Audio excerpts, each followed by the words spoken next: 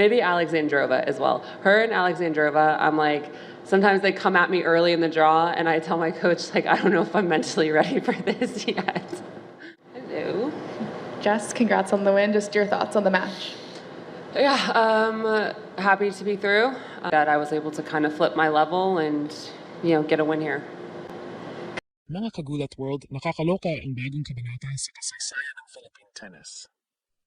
Hindi na lamang upset queen, crowd favorite o rising star si Alexandra Ayala. Ngayon, nasa pinakamalaking WTA final na siya ng kanyang career at ang haharang sa kanya ay walang iba kundi ang world number 3 at top seed na si Jessica Pegula.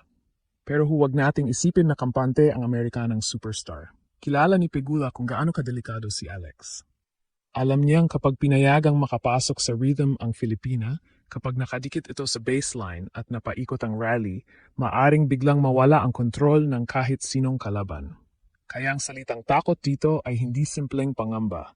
Ito ay respeto sa isang player na hindi na pwedeng maliitin. Ang championship match ng Mubadala DC Open ay nakatakda sa Linggo, August 3, hindi bago mag 2:30 p.m. sa Washington. Katumbas ng madaling araw ng Lunes, August 3 sa Pilipinas. Unang WTA singles title ang habol ni Alex. Habang target naman ni Pegula ang kanyang ikatlong titulo ngayong season at ika-12 sa kanyang career. Pumasok si Pegula sa final matapos talunin si Diana Schneider, 7-5, 6-4. Ngunit nakita rin doon na pwedeng maalog ang Amerikana. Naiwan siya sa 2-5 sa opening set bago niya binago ang kanyang energy, return position at aggression. Yan mismo ang pagbubukas na kailangang hanapin ni Alex. Hindi ito laban ng isang paborito kontra isang masuwerteng challenger. Ito ay banggaan ng established American champion at ng Filipinang naniniwalang nararapat siyang narito. At ayon mismo kay Alex, I'm in the final for a reason. I just have to trust myself.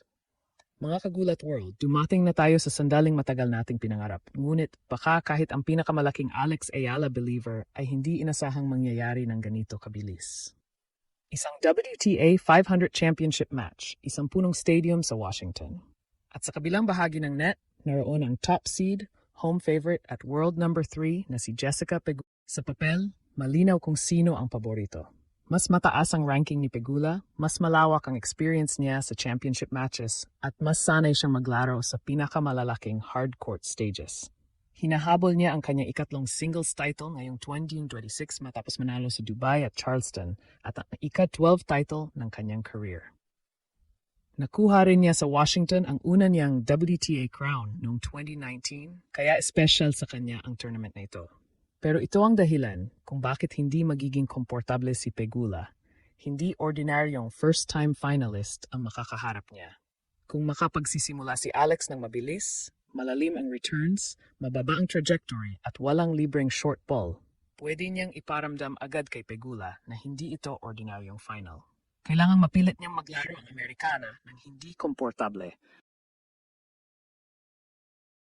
Lalo na sa mga unang service games. Kapag nakakuha si Alex ng maagang break o nakapagpahaba ng deuce games, mas lalakas ang pressure mula sa crowd at mas lalaki ang tanong sa isip ni Pegula. Paano kung mapapatigil ang batang ito? Ang pinakamalaking strength ni Pegula ay consistency. Maaga niyang kinukuha ang bola, compact ang swings, mahusay siyang mag-redirect ng pace at bihira siyang magbigay ng sunod-sunod na murang errors.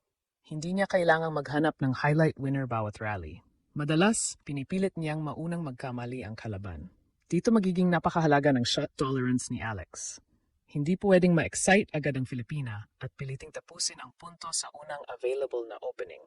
Kailangang tanggapin niyang maraming rally ang aabot sa 5, 7, 9 o higit pang palo. Ang goal ay hindi basta makipagsabayan sa bilis ni Pegula.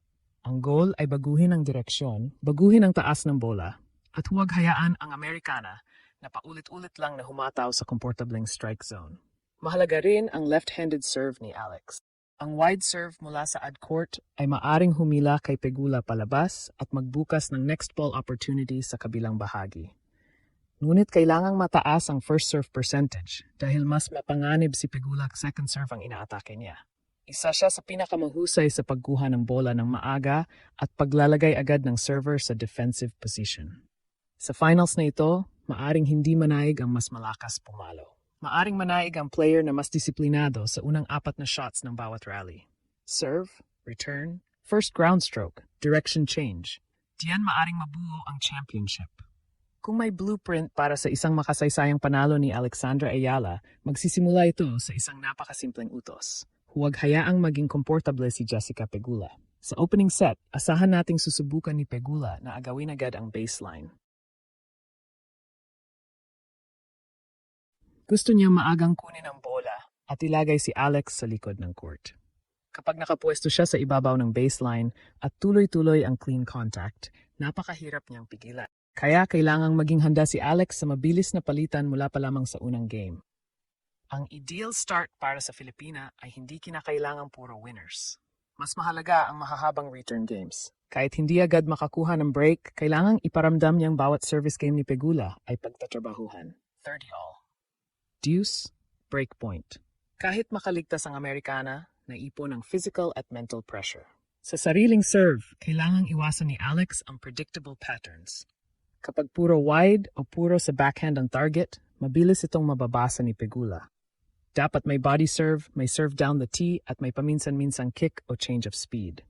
Ang mahalaga ay huwag mabigyan ang world number 3 ng isang teaming. Posibleng dikit ang unang set. Maraming holds, mahahabang rallies at isang break lamang ang pagitan.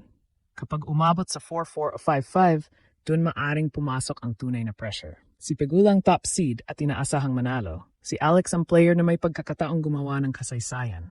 Sa ganitong sitwasyon, minsan mas mabigat ang pressure sa paborito. Ngunit hindi rin natin dapat maliitin ang composure ni Pegula. Sa semifinal, nakabangon siya mula 2-5 at nanalo ng 5 sunod na games para kunin ang first set. Ipinakita niyang hindi siya basta nagpapanik kapag napag-iiwanan. Kaya kung makakuha man si Alex ng early lead, hindi pwedeng bumaba ang intensity. Kailangang patuloy niyang hamunin ang second serve, panatilihing malalim ang bola at iwasang magbigay ng free points sa crucial moments. Ang pinakamagandang senaryo para kay Alex ay makuha ang opening set at pilitin si Pegula na humabol. Kapag nangyari iyon, maaring maging mas agresibo ang Amerikana at mas lumaki ang risk ng errors.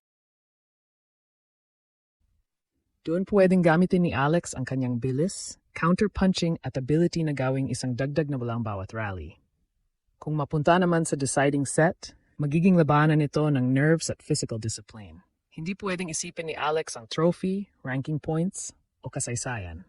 Isang punto lamang, isang return lamang, isang service hold lamang. Ang finals ay nakataktang laruin sa August 12, hindi bago mag 2:30 p.m. Eastern Time. Humigit kumulang 2:30 AM ng August 3 sa Pilipinas. Bagaman maaari itong gumalaw depende sa naunang matches at tournament scheduling.